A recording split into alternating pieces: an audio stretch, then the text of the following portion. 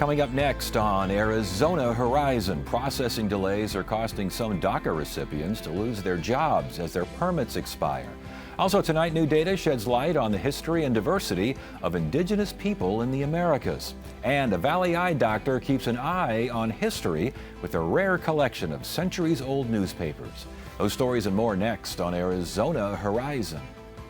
Arizona Horizon is made possible by contributions from the Friends of Arizona PBS, members of your public television station. Good evening and welcome to Arizona Horizon. I'm Ted Simons. Thousands of Arizonans in the DACA program are being impacted by lengthy processing delays caused by increased vetting from U.S. Citizenship and Immigration Services. Those delays are resulting in some DACA recipients losing their jobs due to expiring work permits. To learn more, we welcome Delia Salvatierra from the Salvatierra Law Group. Always a pleasure to have you here. Thank you so much for joining us. And we're always bringing you on with what seems like bad news. And this does seem like this is pretty rough news.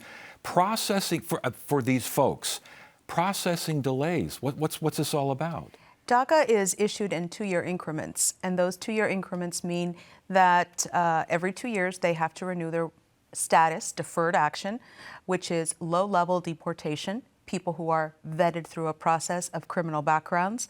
And they've been determined since 2012, essentially, that they are eligible as a childhood arrival in the United States. So no criminal history, no bad acts in their past. Right. Okay? And they meet a certain criteria that they've been here a certain number of years since 2007.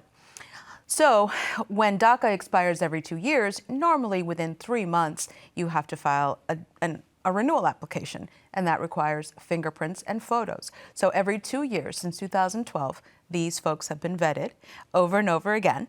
And whenever there is an offense or something in their history that comes up, they get brought in for an interview, and usually it gets, their DACA gets canceled. Now it's just the program is in limbo. They're not issuing work authorizations as quickly. And by quickly, I mean 6 months ahead of time. Whoa. And folks are losing their ability to drive lawfully and their ability to work because employers do not want to retain someone on staff that has just a pending work authorization application. They want the individual to provide proof that they're eligible. And in previous years, how long did this process take? What? It was anywhere from 3 weeks to 3 months at most. And now it's months and sometimes a lot of months. A lot of months. I read also that the U.S. is no longer accepting personal checks, that you have to pay by other methods, and this could be difficult for some dreamers. Most dreamers are much more savvy than you and I put together. And so I think checks is outdated for them, and they usually just pay with a credit card. So that has been a tremendous welcome change from the department. So that's a good change then. That's not a delay change. It's not a delay change at all. Okay. I think there was a little bit of change, and it caused some delays and misunderstanding in how things were processed. But in the end, it's the way of the world. Shows you how my mind works. I thought that'd be a delay if you can't use checks anymore, but that's mine too. Yeah, Don't worry. Yeah.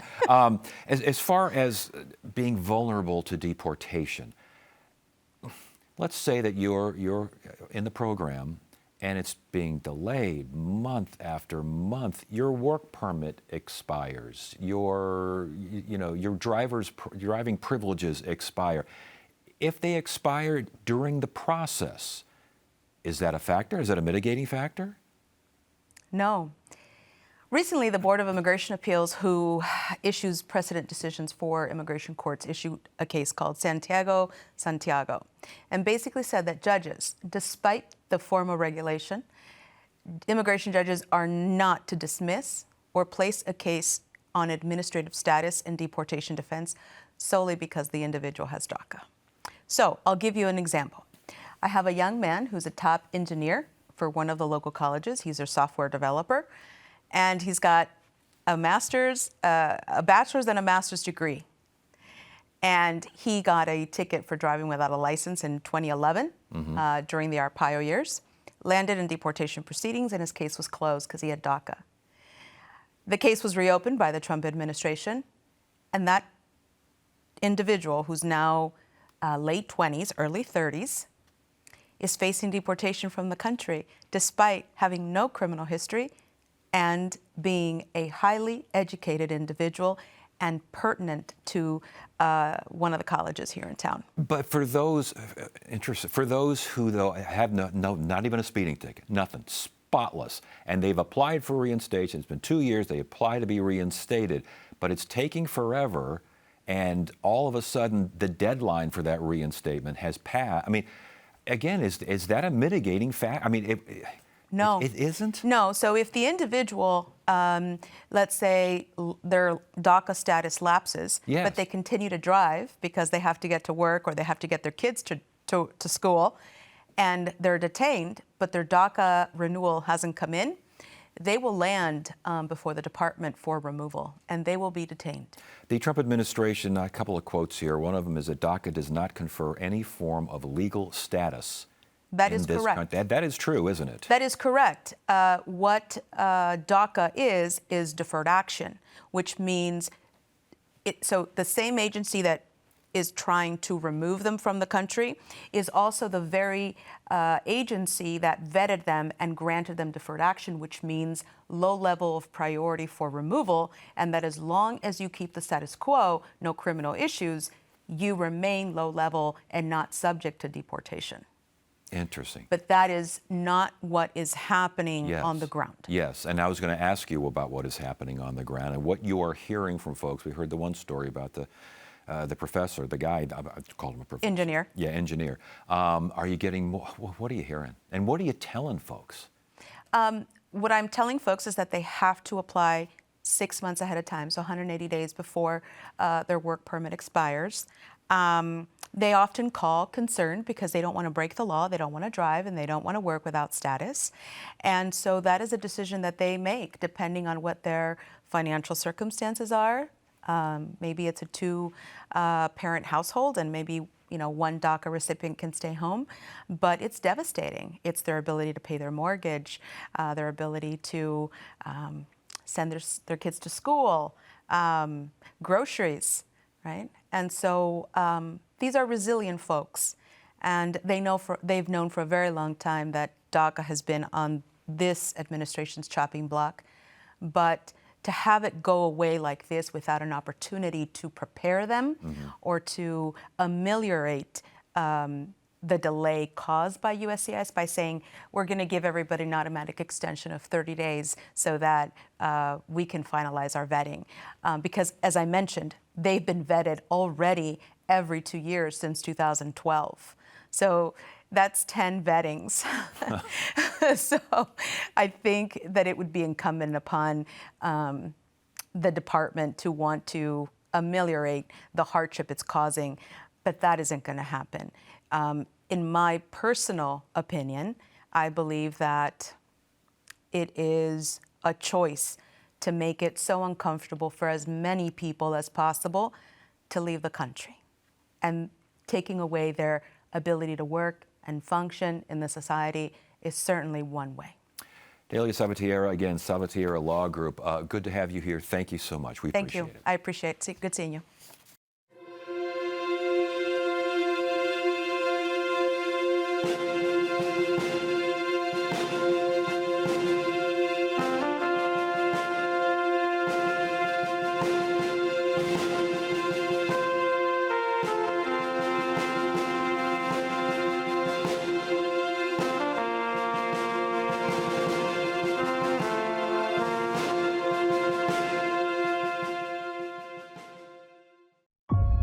Yeah, so where to start of all the things? Oh, it's like opening a present. The team here are just incredible. This is a cultural movement. I feel so happy.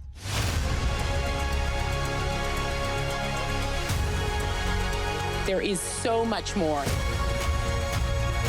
It feels like the revolution has really begun.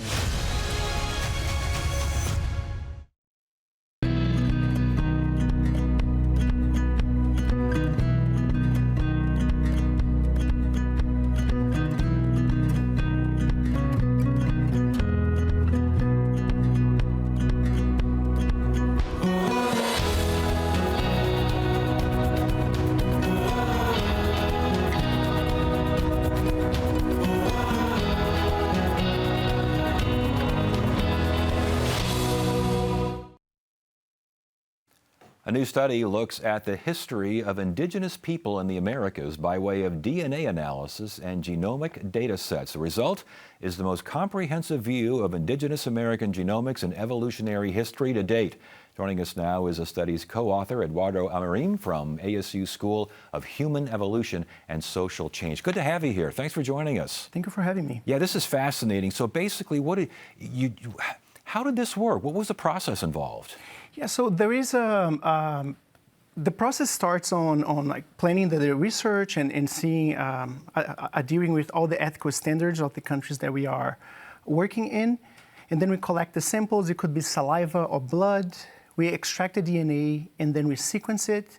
And then we interpret the DNA variation to understand their history and their evolution.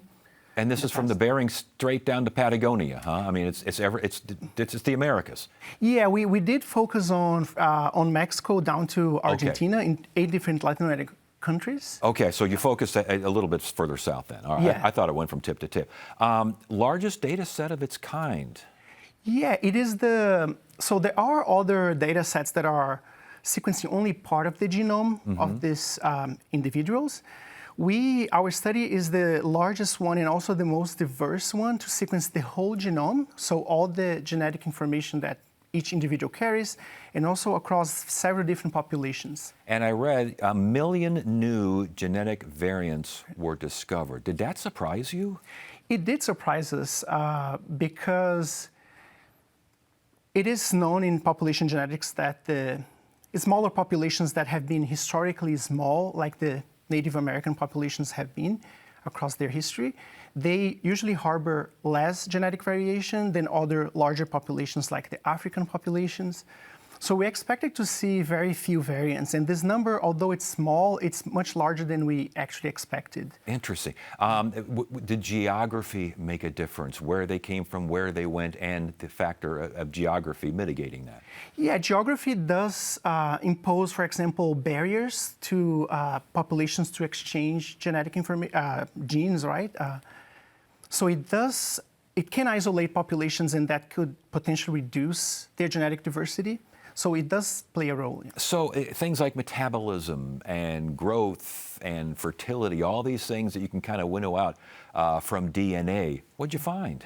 Yeah, so we did find that there is some, like the Neanderthals and the Denisovans There are Neanderthals there. Yeah, well, they were in Asia and in Europe. But the blood, you saw that in the blood. Yeah, we did. They inherit from their ancestors from Asia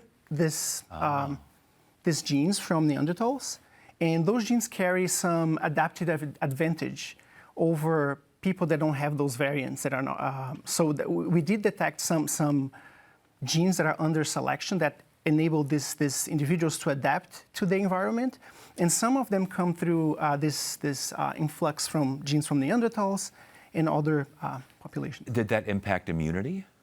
Yeah, so we did see most of the signals we see are related to immunity or autoimmunity, inflammatory processes.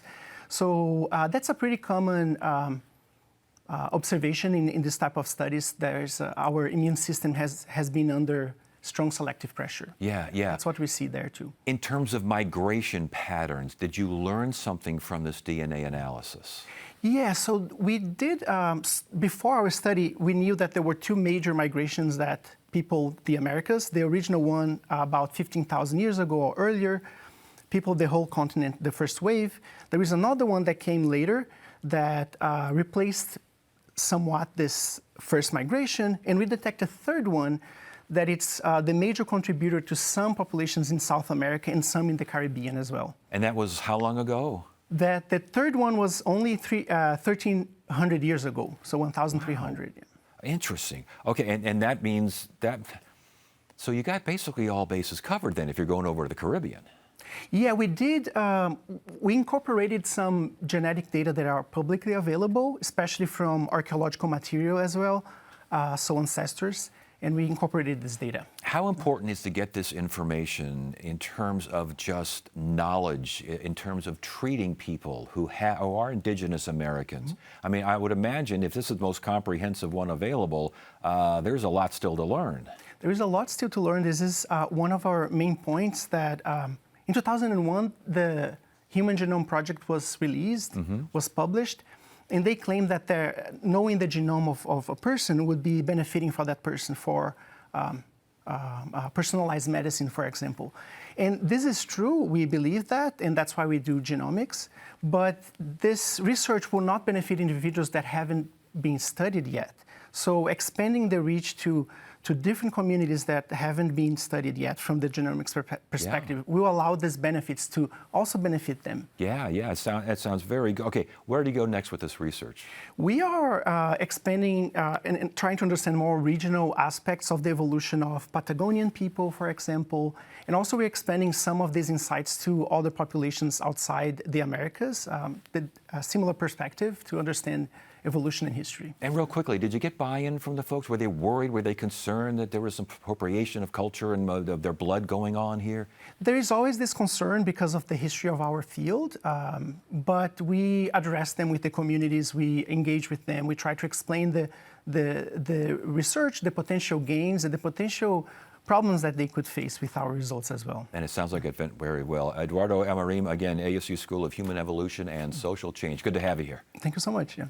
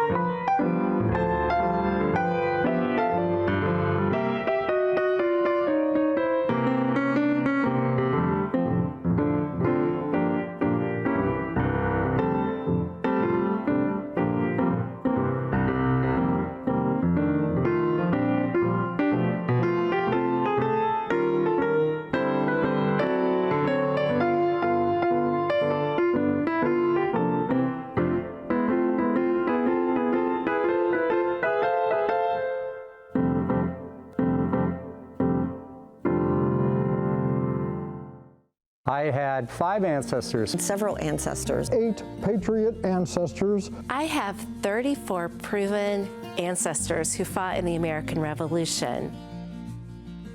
I would tell them how proud I am of their sacrifice, the fact that they were willing to go out and give up everything and commit treason against the crown for the beliefs of freedom and liberty. I would ask them what led them to fight or support the cause of freedom in the colonies for American independence. Thank you for the sacrifices, the lives and fortunes that people lost for our freedoms and to create this country that we are so proud to live in today. I would reinforce to them how thankful I am every day for their sacrifices and what they did to bring freedom to the United States of America and to found this country with freedom for all and the opportunity for life, liberty, and the pursuit of happiness.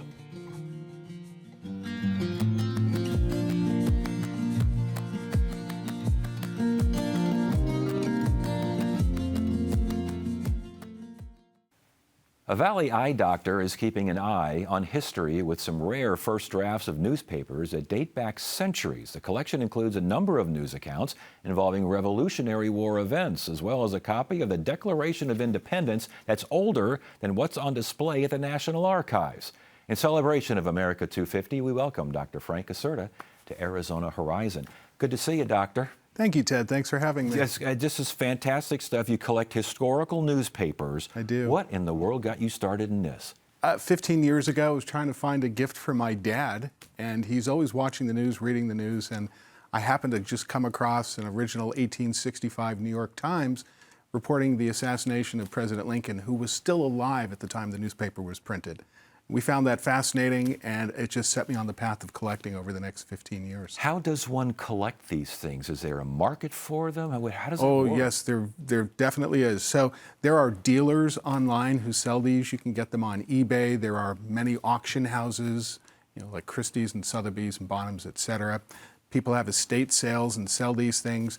I even had patients who come to my office and give them to me because they know I have an interest in collecting. Yeah. Isn't that interesting? Yep. Hey, I want to get to some of the visuals here and take a look at some of these because Sure. we got 4 that are fascinating. The first one is the Battle of Lexington and Concord. I mean, this is from like 2 different vantage points, correct? Absolutely. So the American Revolution began on April 19th, 1775 with the Battle of Lexington and Concord. But how exactly did it start?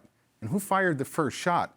Even today, historians are not sure about this, but before the smoke had even cleared, both the patriots who favored independence and those who were loyal to King George III raced to get their version of events out first, each accusing the other side of starting the hostilities, and each trying to win the public support to their point of view.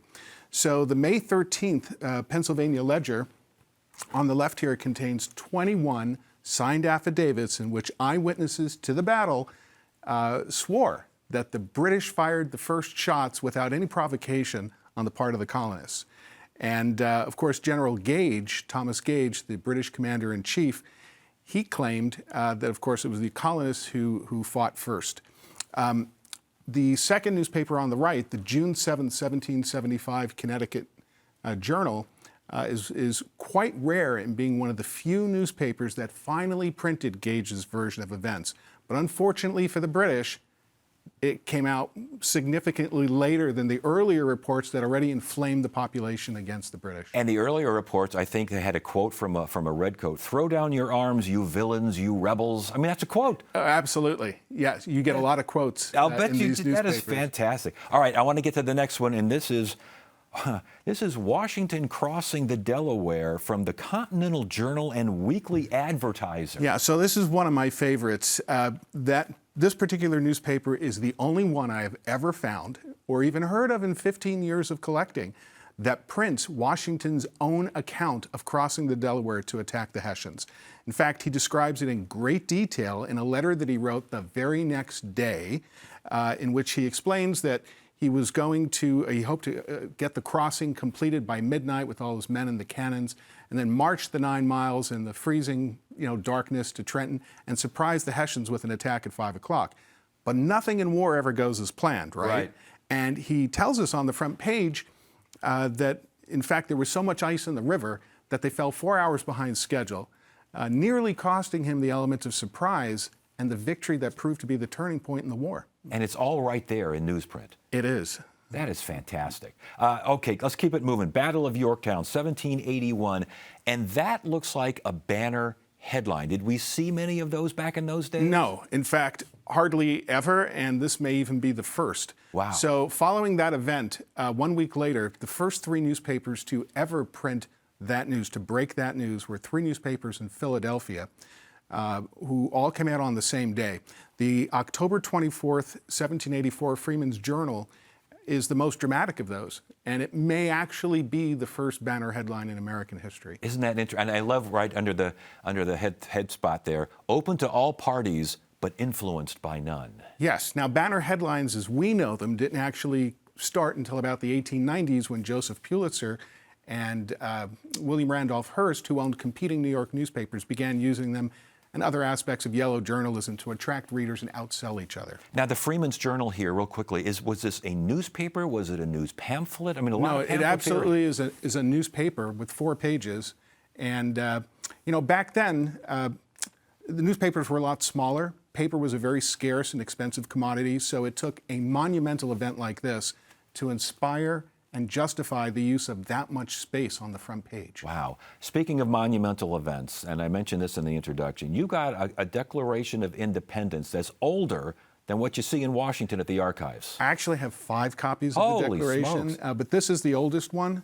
And so on the night of July 4th, the Continental Congress asked their official printer, John Dunlap, to print 200 broadside copies of the Declaration.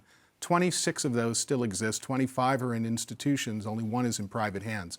But just 72 hours later, he printed it on the front page of his newspaper, and on page 3 is a call to the first public reading ever of the Declaration, which was to be held that day at Independence Hall, then called the State House, under the Liberty Bell. And this was hand-delivered to this printer by Jefferson and Adams, correct? I've tried to pin down exactly who it was, and there's a little bit of question all right. about that. A little bit of it wiggle might have room. been Jefferson, it might have been Adams. I'm not entirely sure as to who did it. But he was the official printer of the Continental Congress. John Dunlap was the printer. Yeah. And yes, he was their printer. You know, this I could see where this collecting would be really something, but do you have a white whale? Is there something that you really, really want that you haven't got yet? That I haven't. I could probably list quite a few. One would be, for example, the September 1787 first printing of the U.S. Constitution, also in the Pennsylvania Packet, the same newspaper. Yes. That one I haven't been able to find, but I do have others with the Constitution on the front page a few days later. You've got the Titanic, Pearl Harbor, Germany surrendering in 1945, The all Civil sorts. War, Yes. every event in American history that you can think of, Well, I I'm probably have something. Surprised you have time to work on eyes, I doctor. Including mine, because you are my eye doctor. I just want to make sure everyone knows that. and I'm proud to clear be that that. up. Thank you so much. Thank you for coming in. This is absolutely fascinating. We really appreciate it. Thank you, Ted. You bet. And that is it for now. I'm Ted Simons. Thanks so much for joining us. You have a great evening.